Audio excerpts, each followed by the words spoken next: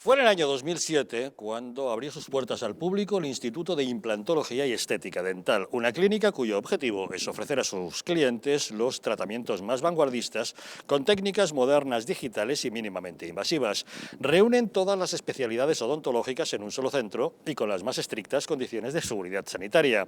Ofrecen soluciones a cualquier paciente, desde los casos más sencillos hasta el arreglo de los tratamientos fracasados procedentes de otros centros. Si tiene usted un problema grave que no le han podido solucionar en otra clínica, consulte su caso porque su salud y su sonrisa son su compromiso.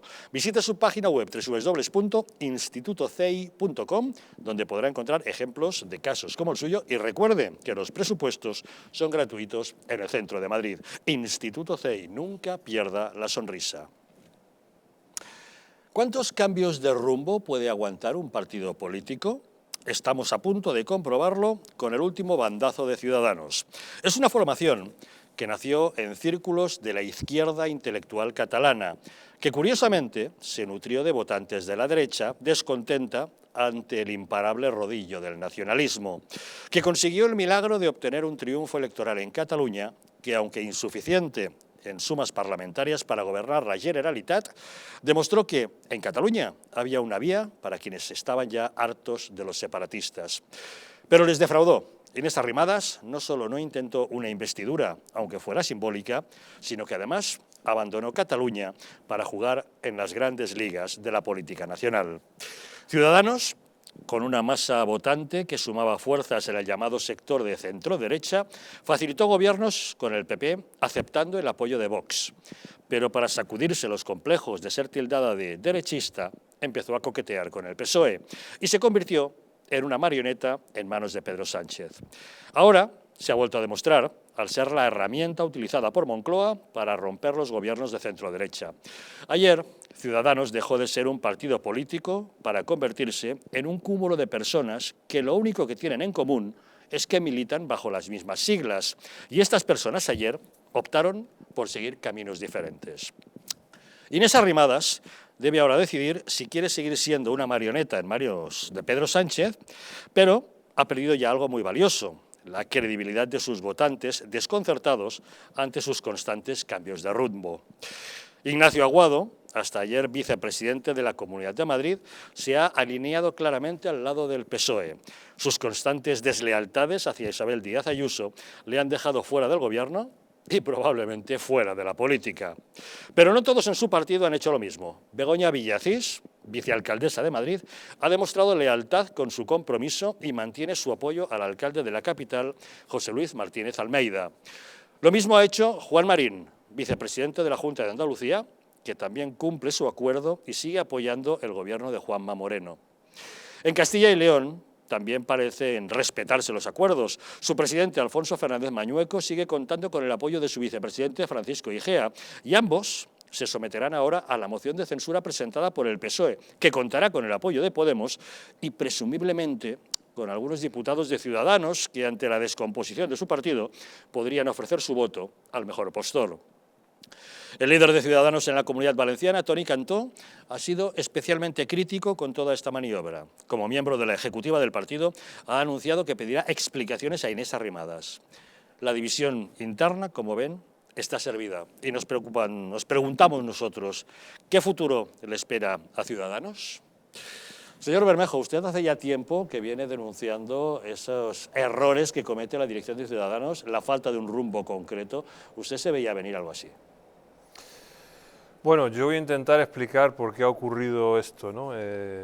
Cuál es la realidad. No es una justificación, pongo hechos encima de la mesa. Vamos allá. Hace 2 años hubo en Murcia, como en el resto de España, unas primarias en Ciudadanos que fueron denunciadas a la justicia. Y la persona que ganó esas primarias es Isabel Franco, que es hoy la vicepresidenta de Murcia. Bueno, pues ese hecho y además el escándalo que le rodeó, pues porque, bueno, Ciudadanos no colabora con la policía, etcétera, bueno, pues eso ha servido para que otra persona en Ciudadanos, que es Ana Martínez Vidal, que si no ocurre nada será la nueva la nueva presidenta de Murcia. Sí, es la candidata de la moción. La candidata, es pues, decir, una de Ciudadanos va a hacer una moción contra otra de Ciudadanos, que es la vicepresidenta. Algo así. Entonces, digamos que desde que Rivera salió de la presidencia, pues Ana Martínez Vidal, digamos, ha estado ganando posiciones con la nueva dirección y es la que ha cogido todo el poder territorial de Murcia. Incluso querían que Isabel Franco pues dimitiera de su cargo y que se fuera a su casa, ¿no? Bueno. Entonces, la dirección de Ciudadanos, en este caso, le dio la confianza a Ana Martínez Vidal. Y Ana Martínez Vidal sugirió, y su equipo sugirió, una maniobra para hacerse con el poder en Murcia, con el objetivo de ganar notoriedad. Eso fue trasladado a la Dirección Nacional de Ciudadanos y la Dirección Nacional de Ciudadanos consideró que podía ser una buena opción para dar un golpe de efecto en la política nacional. Porque claro, no olvidemos que veníamos de una catástrofe en Cataluña y el partido pues tiene que hacer algo, bueno o malo, pero tiene que hacer algo para intentar despertar a los ciudadanos. Y entonces la Dirección Nacional pensó que tomar el poder en una comunidad autónoma sería bueno. Pero hacía falta un socio para este tema, que se llama Partido Socialista. Y en este caso, el Partido Socialista fue receptivo porque también venía, no de un fracaso en Cataluña, pero sí de una certeza de que los independentistas le han puesto bien parece. Entonces, la victoria de Illa, digamos, pues no se va a corresponder y la ruptura con los socios independentistas puede ser más que evidente. Y entonces el Partido Socialista necesita recuperar otra vez a los 10 escaños de Ciudadanos en el Congreso para tirar para adelante lo que queda de legislatura. Estos dos elementos de intereses comunes son los que hacen que se pongan de acuerdo para sustituir a López Miras en la presidencia de Murcia. Y Ciudadanos piensa que no va a tener repercusiones, porque primero analiza, ¿en Castilla y León va a pasar algo? No, ¿por qué? Porque la relación entre Mañueco e Igea es muy buena, y entre Tudanca e Igea es muy mala. Es verdad que Igea al principio era partidario, como yo, de pactar con el PSOE, que había ganado, pero la relación, al final, que es lo que cuentan, la relación entre las personas, pues se deterioró. En Andalucía lo mismo, es decir, en Andalucía el Juan Marín no iba a romper con Moreno Bonilla, porque además allí precisamente los dos venían de la precariedad, ¿no? Es decir, venían a regenerar las instituciones y eso, lógicamente, están muy a gusto los dos con el gobierno que hay ahora. La otra consecuencia podía ser Madrid, pero mi partido, la dirección de mi partido, insisto, porque aquí nadie sabía nada más que la dirección, los 7, el comité permanente, pensó que Ayuso no iba a apretar el botón. O sea, sencillamente pensó, nos sobrevaloramos, es decir, en Ciudadanos piensan que el suelo de Ciudadanos en Madrid es muy grande. Pensaron, Isabel Díaz Ayuso nos necesita para mantenerse en el poder. Y no se va a arriesgar a perder el gobierno y todo lo que supone. Porque, cuando claro, ya ha dicho que las elecciones las carga el diablo. Claro. Pero eso, y ahora vengo, Alex, a decirte, por supuesto que no estaba planeada una moción de censura para ayer en Madrid, no lo estaba. Pero eso no quiere decir que no ocurriera a corto plazo, porque lo que sí que Aguado quería era ser presidente de la Comunidad de Madrid, igual que Ana Martínez Vidal quería ser presidenta de Murcia, y ella lo va a conseguir, y eso era cuestión de tiempo. Por eso no ocurrió ayer. Y lo de Castilla y León no era coordinado, porque era una moción que ya anunció el PSOE la semana pasada que iba a poner. ¿Y qué ocurre en Castilla y León? Pues en Castilla y León ocurre una cosa muy curiosa. Somos 12 diputados de Ciudadanos en Castilla y León, 12. Y Tudanca necesita 4. Bueno, pues de esos 12 hay 7 que son afines a Arrimadas y 5 son afines a Igea. Y cuando digo afines es que harán lo que diga o uno o el otro. Pero en este caso se da la circunstancia de que tanto Arrimadas como Igea no quieren romper el gobierno con Mañueco. Y por eso no ha habido ahí una moción de censura, ni la va a haber, a menos a medio plazo. Por lo tanto, aquí lo que ocurrió es un interés común de, por un lado, los murcianos de Ciudadanos que ven una oportunidad, la Dirección Nacional de Ciudadanos que tenía que dar un giro a la política nacional y la necesidad del PSOE de buscar nuevas alianzas con el futuro que se le avecina. Se juntaron Carlos Cuadrado y Félix Bolaños, que son dos, digamos, personas que nadie las conoce por la calle, pero que son ejecutivas, y llegaron al acuerdo de Murcia. ¿Qué pasó? Que como no le dijeron nada a Casado me refiero, es decir, o sea, esto fue por sorpresa, o sea, nadie sabía qué estaba pasando y de repente se enteran que hay una moción de censura. Pues entonces eso provoca que en Madrid digan, los siguientes somos nosotros. Es que eso, vamos, eso es así, está clarísimo. No hoy, sino dentro de un mes o dos. O sea, de aquí al verano, como está ahí. Porque en el momento en que el PSOE empiece a llevarse mejor con nosotros e incluso a ofrecernos más cosas, pues ya está la moción en Madrid preparada. Pero lo mismo podría pasar entonces en Andalucía.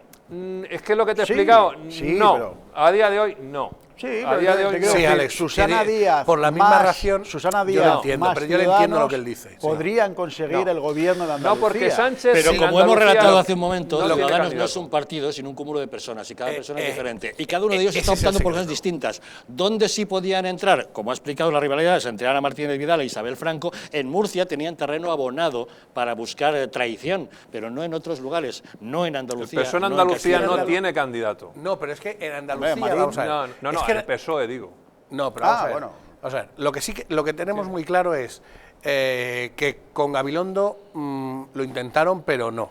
O sea, el propio Gabilondo, que yo creo, estoy en las antípodas suyas de pensamiento en la mayor parte de las cosas, pero es verdad que es un tipo que dijo que no a que Aguado fuera presidente de la comunidad, entre otras peticiones que tenía el señorito del pelo falso.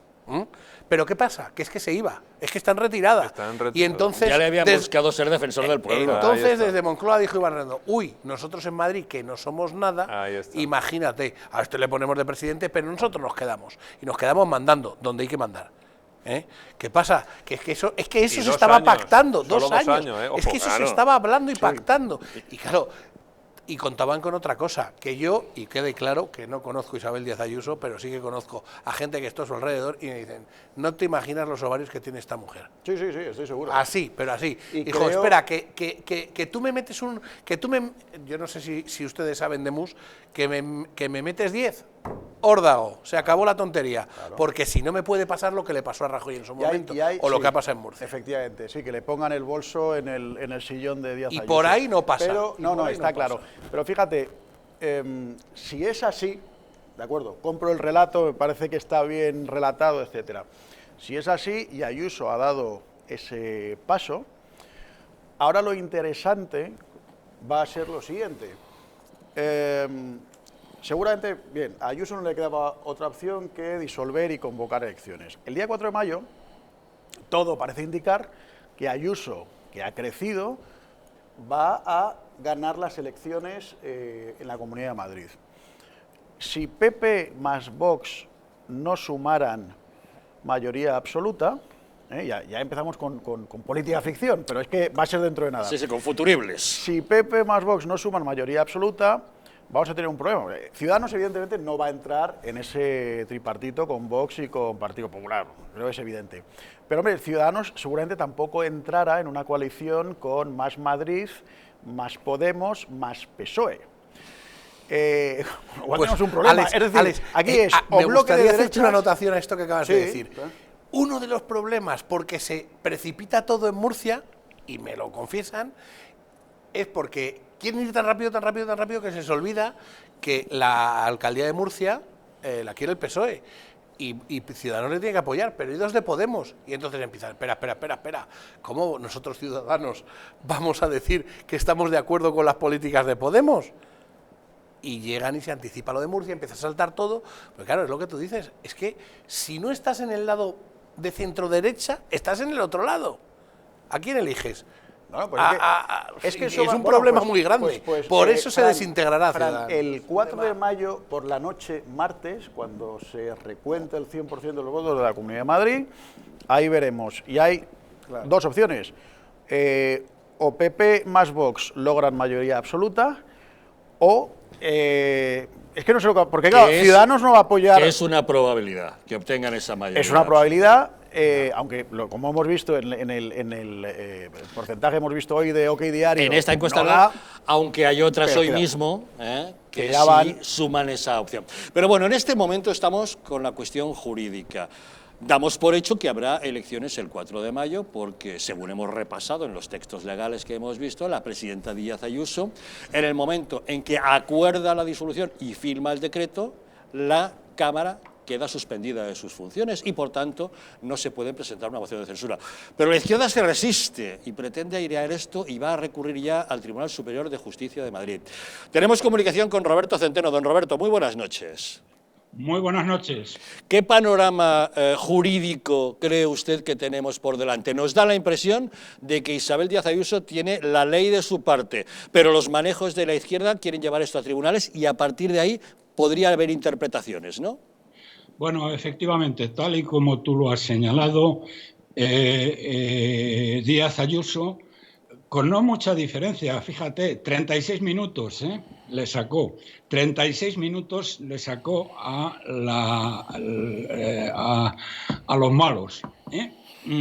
Ella firmó la disolución anticipada, artículo 21 del Estatuto de Autonomía de la Comunidad de Madrid, y una vez firmado por ella, por la presidenta, artículo 51 de la Ley de Gobierno de la Comunidad Autónoma, eso tiene ejecutividad inmediata.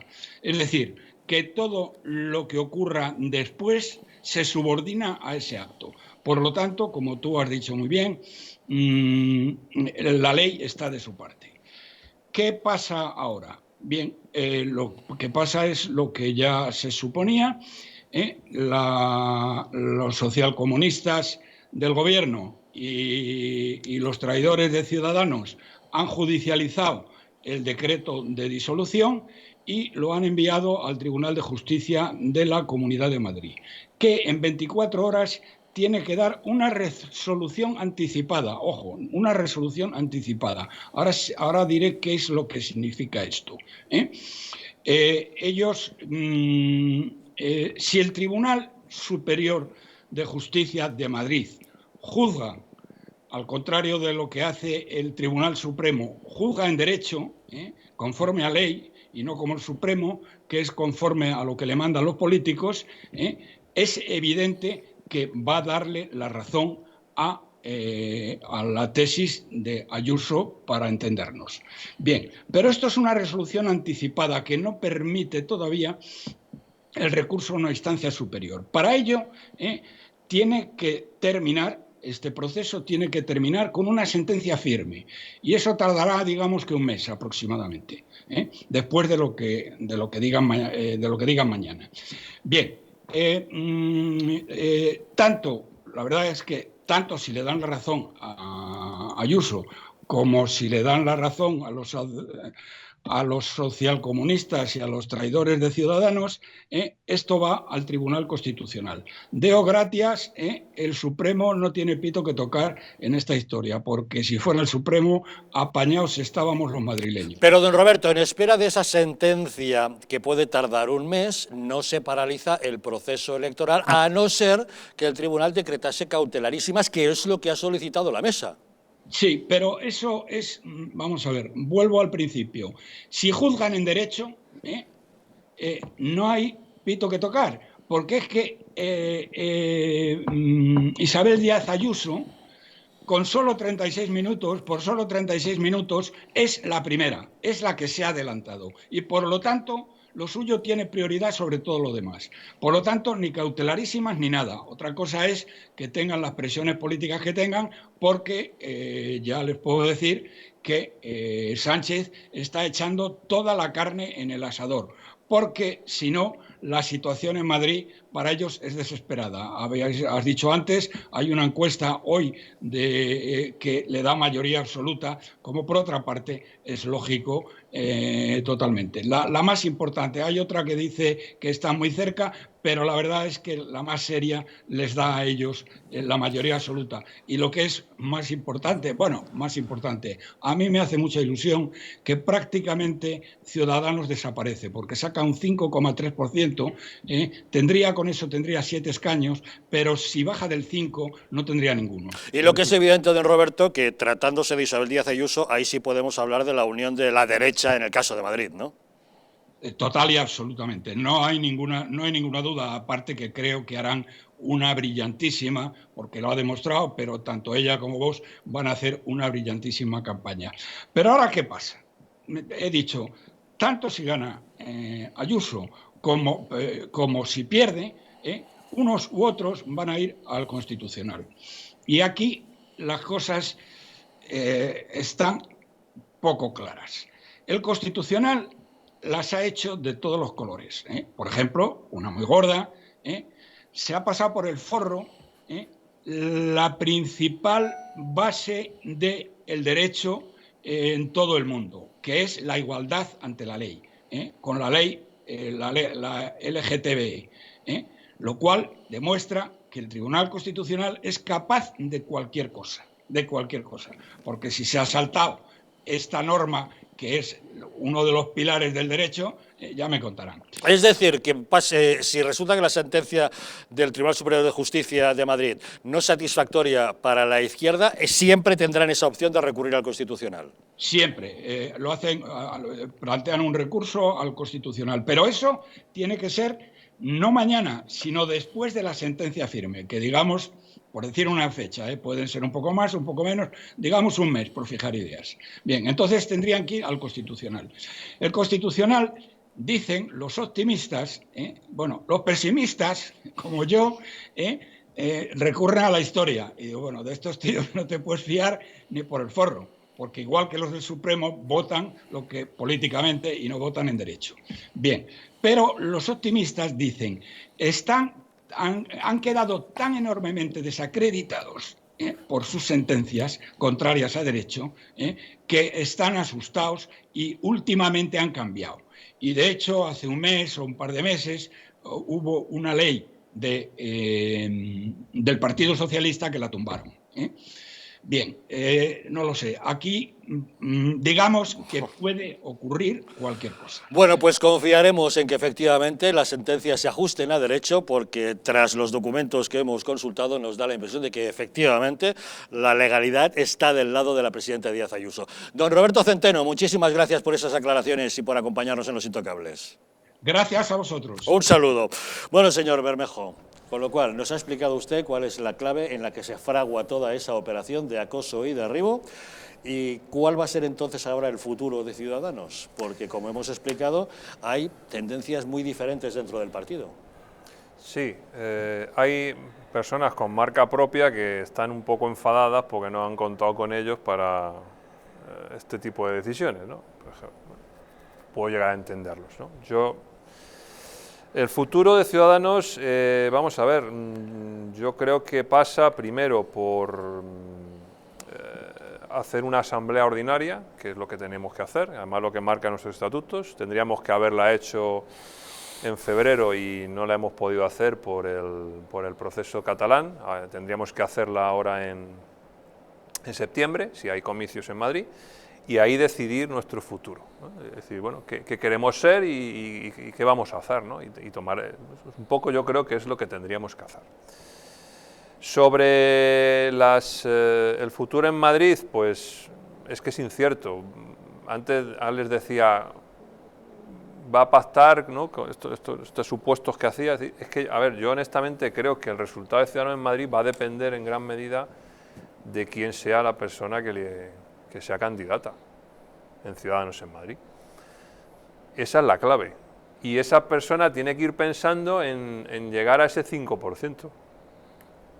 Que dé 7 escaños como mínimo y pueda condicionar de alguna manera el gobierno que haya, que es para lo que vino Ciudadanos, para de alguna forma ¿Se le ocurre a usted algún nombre de alguien de Ciudadanos, quizá estos que se han retirado en los últimos tiempos insatisfechos sobre el partido, que pudieran volver tratando de renovar la formación? Bueno, es que de los que se han ido, que vivan en Madrid, no veo ninguno. Es decir, Girauta es enemigo acérrimo de Arrimadas ahora mismo, o sea, eso sería inviable, ¿no? Torrino Roldán, pues tampoco, porque además es una persona, digamos, muy socialdemócrata, vamos a llamarlo así. No la veo yo muy en la línea de Arrimadas, ¿no? Y luego de los que se fueron, honestamente, es que no veo una figura. Y de las que hay, pues claro, no sé si estarían dispuestos a quemarse de esa forma, ¿no? Decir, siempre nos quedará Alvise, ¿eh? Podéis poner a Alvise, que seguro que tiene un gran tirón. No, pero fíjate... ¿Cómo que Alvise? Alvise. Bueno, pero ese chaval, vamos a ver. Alvise. Vamos a ver. Te lo digo como chascarrillo, pero ese Alvise, en fin, los que ese le fue jefe conocemos, de gabinete de sí, Toni Cantó. De Toni Cantó, efectivamente. Y lo tuvieron que echar porque es una persona, Bueno, pues un poquito populista, vamos a lo que te así. puedo decir es que Alvise, Aparte ciertamente, tiene, junto con Girauta, que ya no está en Ciudadanos, Sí, es la persona más influyente en redes sociales de lo que Pero fue Ciudadanos. ya, pero bien, y hoy en día eso es lo que vende, sobre todo en la gente joven. Pero fíjate, yo te iba a preguntar una cosa. Estaba pensando, de los 3 partidos que han surgido en los últimos 5, 6, 7 años, que son Podemos, Ciudadanos y Vox. Antes vivíamos tranquilamente, entre comillas, con ese bipartidismo, y de repente irrumpen 3 partidos. Mi duda es, los votantes de Podemos claramente vienen en su inmensa mayoría de PSOE e Izquierda Unida. Los votantes de Vox vienen también en su inmensísima mayoría de Partido Popular. El votante de Ciudadanos, ¿de dónde viene? Yo tengo mis dudas.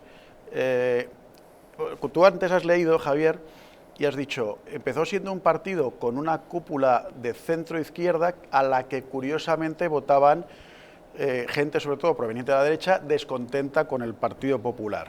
Entonces se producía, es verdad, una dicotomía extraña entre la primera cúpula de Ciudadanos, que a pesar de declararse un partido de centro-izquierda, venía sus votantes del Partido Popular. No. Yo ahora tengo mis dudas, porque aunque la izquierda siempre habla de las 3 derechas y tal, a mí me parece que es bastante evidente que la ideología política de Ciudadanos es una ideología de centro-izquierda, no es una ideología de centro-derecha. Es que el error, Alex, es pensar que Ciudadanos tiene ideología. Insisto, en Ciudadanos hay personas, es el problema, claro. Hay personas que podrían estar perfectamente en el PP y personas que podrían estar perfectamente en el PSOE. Y antes hemos puesto un ejemplo. Ignacio Aguado se movería como pez en el agua en el PSOE y Begoña Villacís en el Partido Popular. Sí, pero igual que Cifuentes estaba en el Partido Popular y sería una estupenda candidata al PSOE. En razón de eso mismo, o Feijóo también tiene una serie de votantes de aluvión en ese sentido. Por eso te contaba que Ciutadans nació en la intelectualidad de izquierdas catalana, que consiguió aglutinar voto de derechas por lo que suponía frente al nacionalismo, y luego ya la gestión que han hecho del partido la ha llevado a donde la ha llevado. Claro, Alex, vamos a ver, cuando nace Ciudadanos en Cataluña, que es donde empieza a presentarse a las elecciones, ahí concentra mucho voto socialista, ¿vale? Mucho voto socialista. Pero también del PP. Sí, pero en gran masa del el famoso cinturón rojo del PSC, sí. Gente que estaba, que veía que el PSC era una deriva nacionalista. Pero luego, cuando sale fuera de allí, es otra historia, porque coinciden unos hechos muy importantes: la corrupción del PSOE y la corrupción del PP. ¿Recuerdan, no? O sea, los SERES, la GURT, todo eso. Bueno, pues eso provoca que Ciudadanos recoge muchos votos, en este caso del centro-derecha, y Podemos muchos del centro-izquierda. Por eso Podemos llega a 70 escaños y Ciudadanos llegó a tener 40 en los primeros días. Y luego además recogemos voto abstencionista, que generalmente no vota, ¿vale? Dice, coño, esta gente parece sana y tal, vamos a darle una oportunidad. Bueno, ¿Qué pasa? Que ahí se acentúa la caída del PP, ¿de acuerdo?, con la moción de censura, etcétera. En cambio, el PSOE se recupera. Podemos pierde fuelle, porque cuando tuvo la oportunidad de cambiar las cosas no lo hizo, cuando tenía 70 escaños. Cuando votaron no a Pedro Sánchez en la investidura, ¿te acuerdas? Bueno, que ahora echamos de menos que Albert Rivera no dijera no, sí. te hablo de antes. De eso. Yo digo en la moción de Te censura. hablo del 16. Porque no tendríamos a Pablo Iglesias en el gobierno. Entonces, ¿qué pasa? Que cuando Sánchez echa a Rajoy de la Moncloa, nosotros seguimos recogiendo votos del PP. Por eso llegamos a 57. En cambio, Podemos va perdiendo votos a las puertas otra vez en favor del PSOE. Y cuando nosotros metemos la gamba esa que acabas tú de citar y no formamos un gobierno con Sánchez, entonces cuando a nosotros nos pasa como a Podemos, empezamos a perder votos. ¿Y en favor de quién también?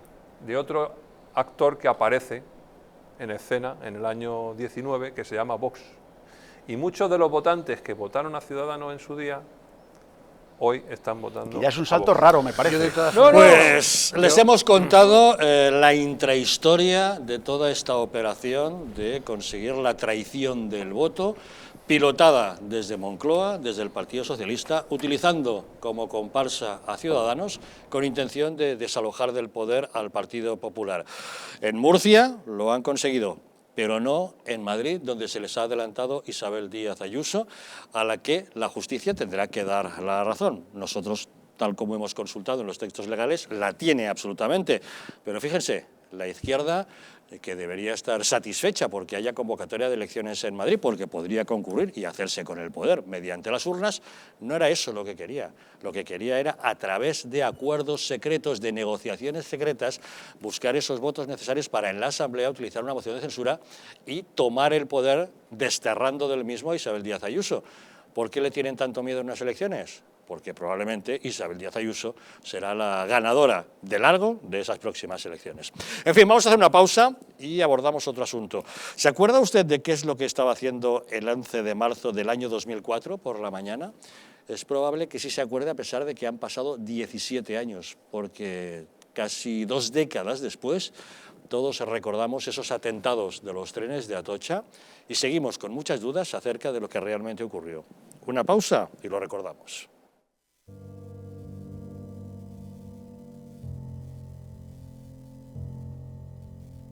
España no va a tener, como mucho, más allá de algún caso diagnosticado. ¿Qué le diría usted a una mujer que está dudando en ir o no a la manifestación del 8 de marzo? ¿Qué le diría? Que le va la vida, que le va su vida. Y el motivo es el miedo. No hay una razón médico-sanitaria. Y que no hay ninguna razón de salud pública que aconseje tomar ninguna medida o que impida la celebración de eventos de este tipo. Denunciábamos que los medios estábamos siendo demasiado alarmistas con el coronavirus. ¡Vamos a morir todos! ¡Estefanía! ¡Estefanía! ¡Gritad Estefanía! No hay nada de qué preocuparse, estamos muy tranquilos, ¿vale? El gobierno estaba perfectamente al corriente de los datos que tiene ahora desde el pasado día 4, pero no quiso tomar medidas justamente para no deslucir esa manifestación.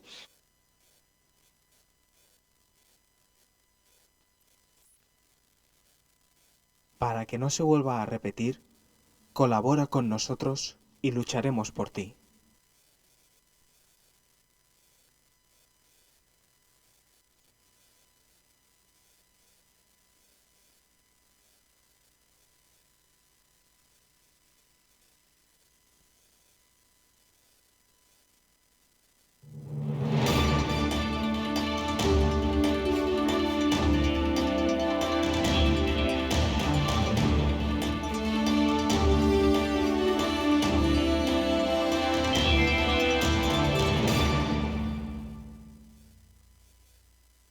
¿Sabías que en tu casa hay 5 veces más contaminación que en el exterior? Respirar es vital, pero respirar bien nos hace vivir más tiempo y mejor. Ahora lo puedes conseguir con Biou, el sistema de tratamiento integral del aire que elimina los virus, las bacterias y aquellas diminutas partículas que son tan dañinas para la salud. Si padeces de alergias, EPOC, apneas, descansas mal, te levantas cansado o quieres evitar contaminarte con virus y bacterias, llama ahora mismo al teléfono 900-730-122 y pruébalo gratuitamente durante 15 días. Biou, respirar bien para vivir mejor. El cuidado de la flora intestinal es esencial para el bienestar digestivo, el metabolismo y el sistema inmunitario. La combinación de prebióticos y probióticos de Symbiolin Megaflora, con 2 mezclas estandarizadas de LA5 y BB12, aporta más de 35 billones de microorganismos vivos. Y la vitamina B6 contribuye al metabolismo energético normal. Symbiolin Megaflora, de Mundo Natural.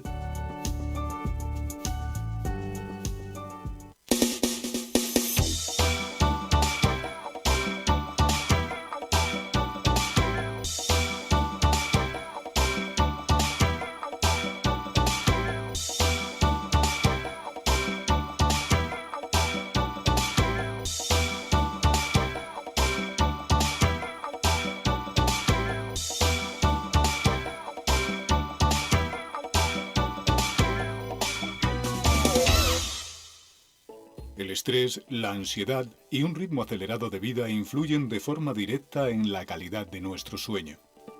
Calm Plus, de Mundo Natural, es una combinación de aminoácidos esenciales como el L-triptófano, precursor de la serotonina, y la vitamina B6, que contribuye al funcionamiento normal del sistema nervioso y a disminuir el cansancio y la fatiga. Vive con tranquilidad. Calm Plus, de Mundo Natural.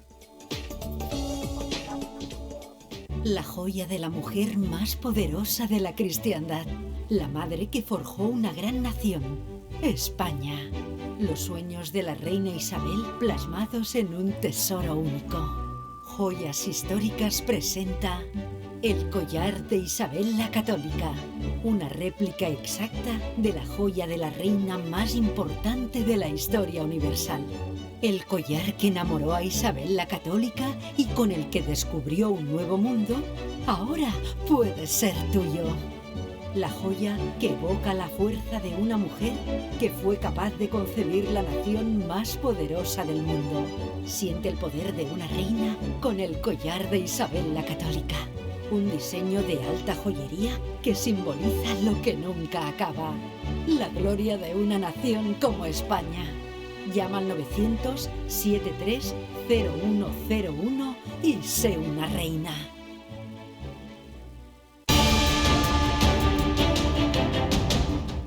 ¿Estamos en un auténtico Estado democrático o estamos en una partitocracia? Porque este programa se hace para ustedes. La ciudadanía está quedando atónita a lo que estamos viendo. Vamos a ver cosas que nunca se imaginarían. Lo que ha pasado en España demuestra que Falconetti no es tonto. Que la democracia, ¿qué es lo que es, amigos? El imperio de la ley. Esta izquierda rancia, lo que quieren es exterminar todo aquello que no piensan exactamente igual. El castigo va a ser terrible para todos los partidos. Recuerden que no les engañen, porque la verdadera libertad consiste en estar bien informados.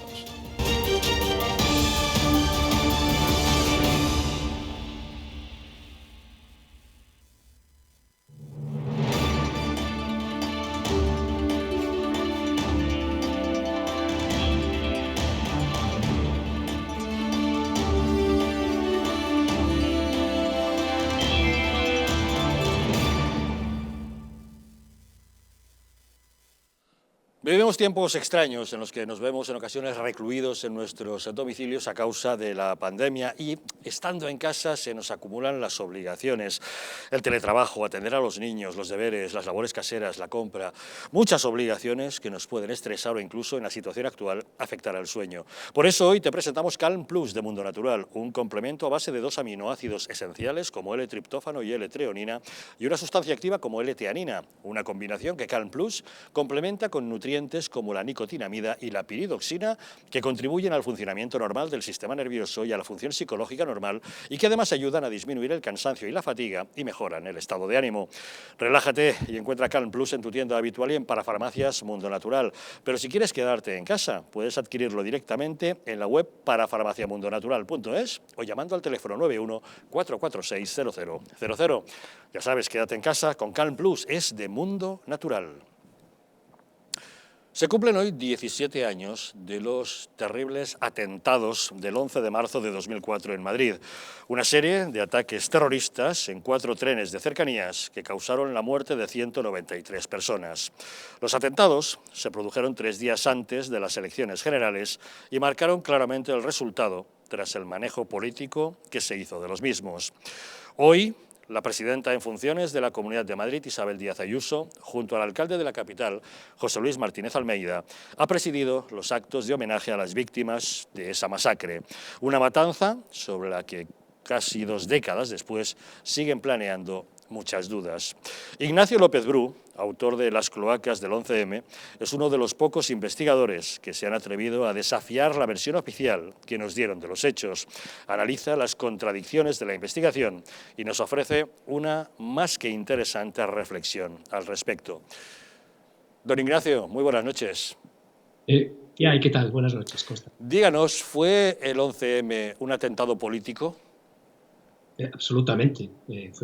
Es más, fue un golpe de Estado. Cambió absolutamente el panorama político de España, ¿no? Pero de eso nos daríamos cuenta más tarde, porque esa mañana incluso el lehendakari Ibarretxe se mostró convencido de la autoría de ETA, como al principio todos parecían pensar, ¿no? Sí, bueno, es que los atentados del 11M son algo muy complicado, ¿eh? Realmente, primero, no sabemos materialmente quién lo ejecutó, ¿no? Y lo que sí hemos averiguado muchos investigadores, fundamentalmente, Fernando Mújica, Luis del Pino, yo me he unido un poquito al carro, pues es que la versión oficial, lo que nos han contado que ocurrió, pues no ocurrió, y lo hemos demostrado de una manera fehaciente, ¿no? Entonces, claro, de ahí hay que sacar unas consecuencias, ¿no? Unas consecuencias muy claras, ¿no? Y es que si esto es falso, ¿qué es lo que ha ocurrido, ¿no? Pero es muy importante saber que esa falsedad es sobre la que se tiene que edificar pues el entendimiento de lo que ocurrió, ¿no? Eso es importantísimo. Entonces, claro, el 11M son 2 cosas, ¿no? Por un lado son los atentados en sí, ¿no? Estos atentados es más que probable que fueran ejecutados de una manera por mercenarios. En fin, es una pieza de precisión de tal calibre que solo pueden hacerlo personas muy preparadas y con mucho apoyo logístico, y no solo logístico, ¿no? Sino también con mucho apoyo intelectual, ¿no? Entonces, esto por un lado, ¿no? Por otro, ocurre después lo que nos han contado. Y todo ello, pues hay que averiguar. El día 11 podemos sacar conclusiones más o menos de por qué se hizo se nos contó y se puso en la elaboración el falso atentado, por cantidad de cosas que ocurrieron el día 11. Entonces, en mi tesis sobre lo que de alguna manera se ejecutó en el atentado, ¿no? Con qué se hizo, ¿no? Hay una cosa que me parece bastante clara, ¿no? Y es que el atentado se podría considerar incluso que fue un atentado de falsa bandera de ETA. ¿Qué quiero decir con esto? Bueno, pues que se hizo de tal manera que los elementos, sobre todo lo que es lo que es el arma del crimen, ¿no? Se utilizó titadín para que apuntara a ETA. ¿Quiere esto decir que fue ETA quien lo hizo? En absoluto.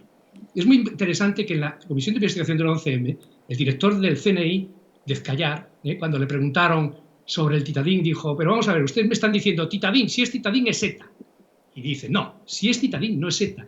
Si es titadín, tiene las señas de identidad de ETA. O sea, estaba diciendo ni más ni menos, apuntando a que podría haber sido utilizado como bandera falsa. Y eso es un punto fundamental, porque lo que usted me ha contado de que todo el mundo dijo que había sido ETA al principio, el lehendakari, etcétera, el último que lo dijo fue el gobierno, por cierto, ¿Por qué es así? Porque es que esos atentados lo que pretendían es que todo el mundo, y sobre todo el gobierno, al principio pensase que lo había hecho ETA. ¿Y por qué? Bueno, pues porque hay toda una serie de cosas muy turbias en la política antiterrorista anterior, y por supuesto en ese momento, ¿no?, anterior, en el cual, pues recordarán ustedes perfectamente los atentados fallidos de ETA, que fueron todos fallidos, porque de alguna manera fueron atentados que estaban controlados por la policía, de alguna manera eran atentados fake, que como fue el de Chamartín, como fue el de la furgoneta esa famosa 2 semanas antes, en Cuenca, que la realizaron en Cuenca con casi 800 kilos de explosivos, y muy importante que a los 2 terroristas que eran además no fichados, ¿no?, que iban en las furgonetas, el que iba en la lanzadera y en la furgoneta, le hicieron una entrevista. El Guardia Civil en sus interrogatorios le sonsacó ni más ni menos que el 6 de diciembre y apareció en todos los periódicos que ellos pretendían llevar a cabo un atentado contra el rey en Baqueira Beret, viendo 12 mochilas, se aparecieron 12 mochilas bomba. Y efectivamente, durante la mañana del 11M se hablaba de esa posible autoría de ETA, pero luego cambiaron las cosas y la investigación deja algunos recodos bastante oscuros, fundamentalmente acerca de las pruebas que serían concluyentes para una serie de cosas. Y en esas pruebas tenemos 3 detalles: una furgoneta Renault Kangoo, un coche Skoda Fabia y una famosa mochila, ¿no? Sí. Bueno, yo la mochila Vallecas, la fundamental es la mochila Vallecas. A la mochila Vallecas en mi libro le dedico 88 páginas y no queda de ella nada. Pero es que con la mochila Vallecas es con la que se fabrica la versión oficial del 11M, porque esa mochila tenía un teléfono, y ese teléfono, que no tenía ninguna necesidad de tenerlo para activar la bomba, pero tenía una tarjeta, que es la que lleva a la detección del Jamal Zugam, y no solo eso, sino a la venta de todas las tarjetas que se adjudican después a todos los que dicen que chino, filipino, tunecino, que a todos estos que, por lo visto, o sea, que con esa tarjeta, con esa mochila, se construye todo. Y para que le diga, simplemente para ver la falsedad de esa mochila, yo afortunadamente tuve la ocasión de ver algo que está de alguna manera secuestrado, que es la fonoteca de la COPE. La de la SER también está secuestrada, pero ha habido un tiempo que sí ha sido disponible.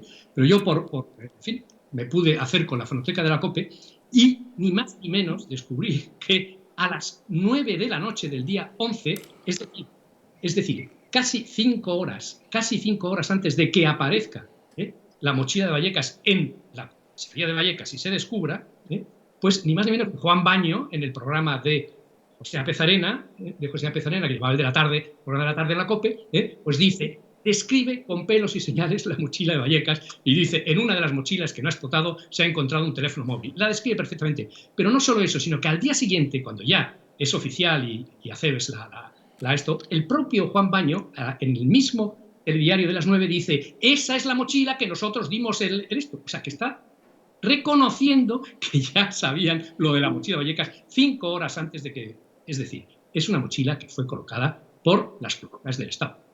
Y entonces eso es que absolutamente, pues esto debería haber sido, por supuesto, haber sido puesto en valor, en juicio, etcétera, y haber podido pues tirar del hilo y a ver quiénes fueron esas fuentes antiterroristas que les dijeron a Pezarena y a Juan Baño que había una mochila.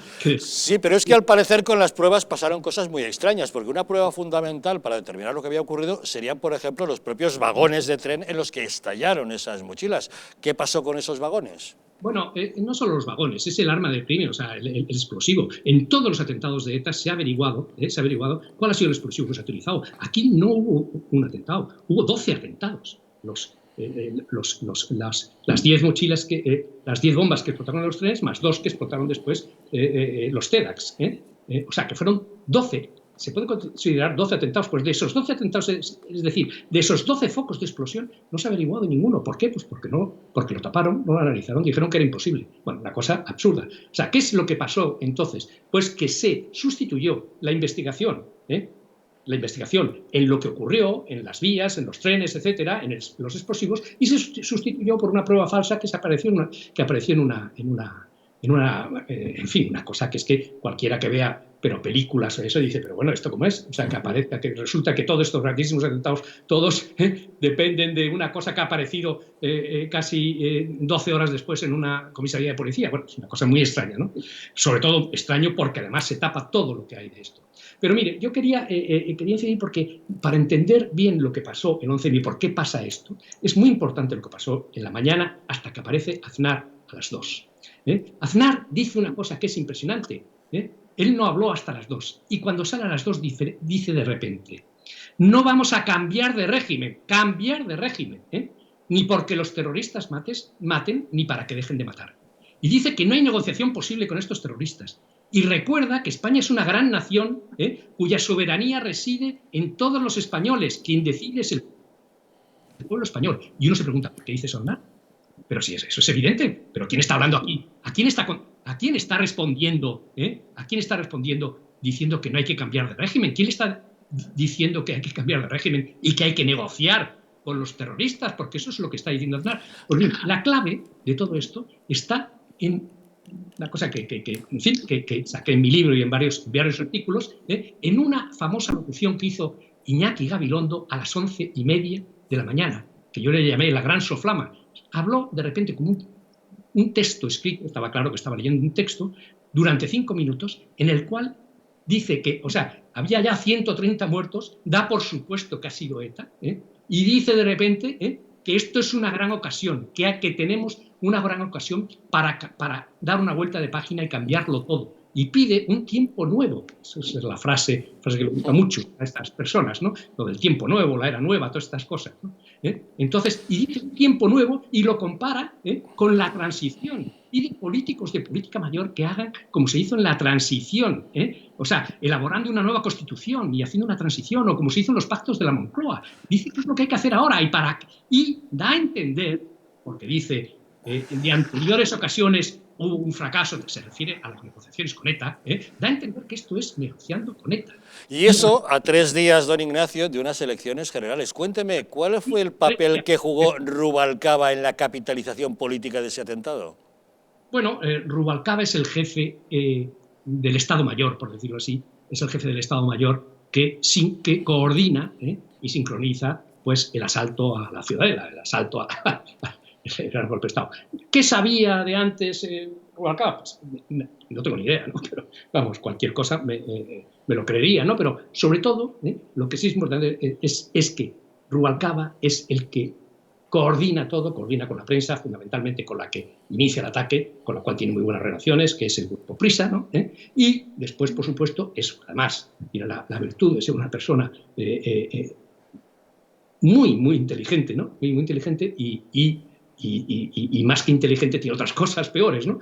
Pero es él el que va paso a paso, coordinando todas estas. Tiene información de los servicios de información policial y del CNI mucho antes incluso por el gobierno. Y no solo mucho antes, sino diferente, ¿no? Señor López Bru, gracias a usted y a otros investigadores, han mencionado a Luis del Pino, a otras personas, hemos sabido grandes cosas que no hubiéramos sabido jamás, pero la gran pregunta es, ¿algún día sabremos de verdad qué es todo lo que ocurrió, quién estuvo detrás de esos terribles atentados?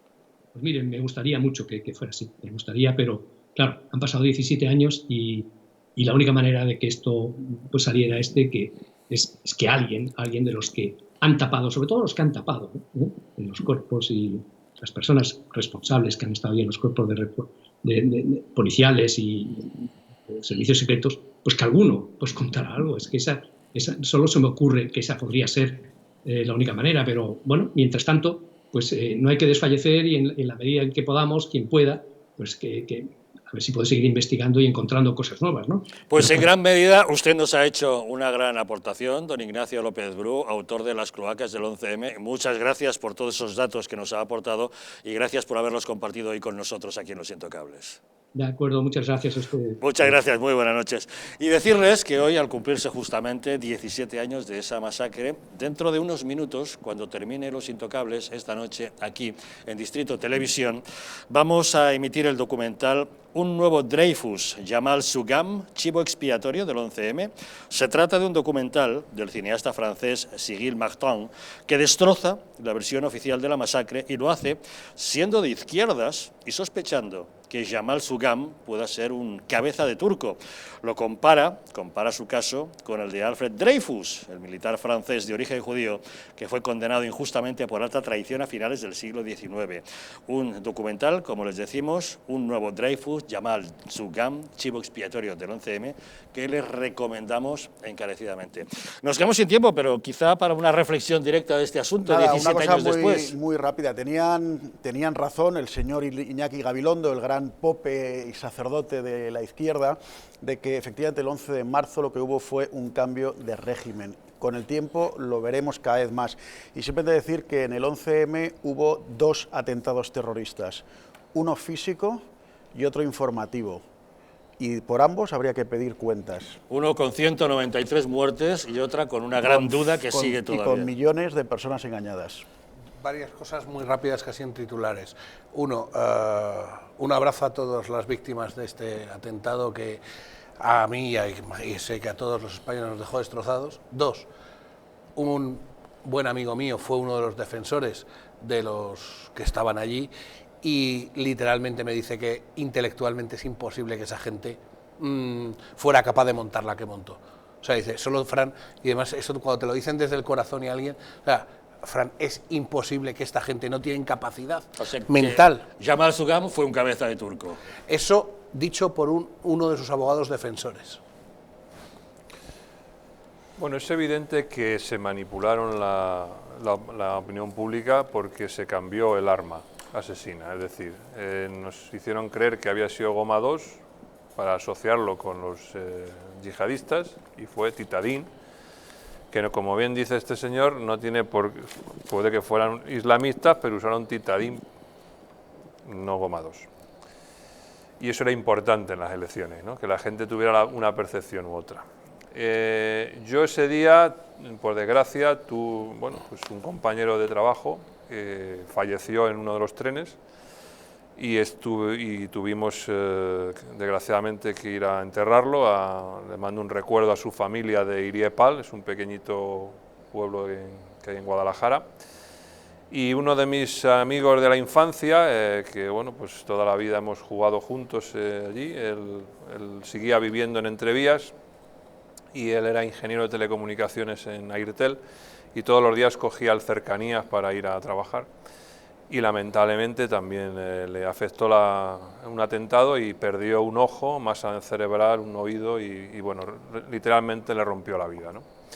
Así que un recuerdo a todas las víctimas y bueno, pues haremos lo posible para que estas cosas no vuelvan a ocurrir jamás. Juan Carlos Bermejo, muchas gracias por habernos acompañado. Un placer.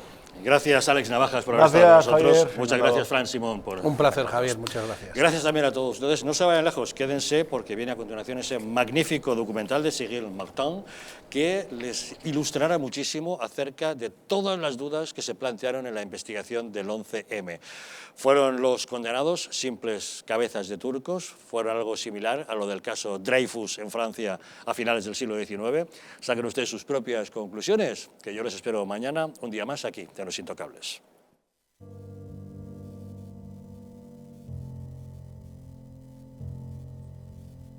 España no va a tener, como mucho, más allá de algún caso diagnosticado. ¿Qué le diría usted a una mujer que está dudando en ir o no a la manifestación del 8 de marzo? ¿Qué le diría?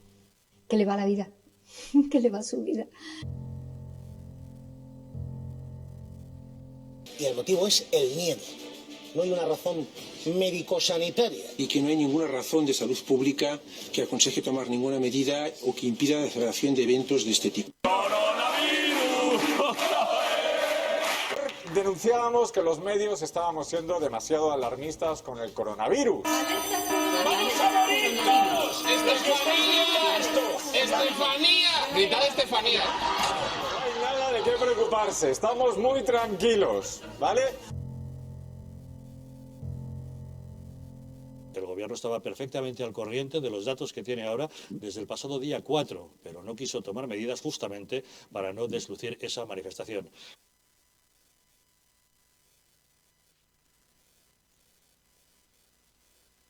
Para que no se vuelva a repetir, colabora con nosotros y lucharemos por ti.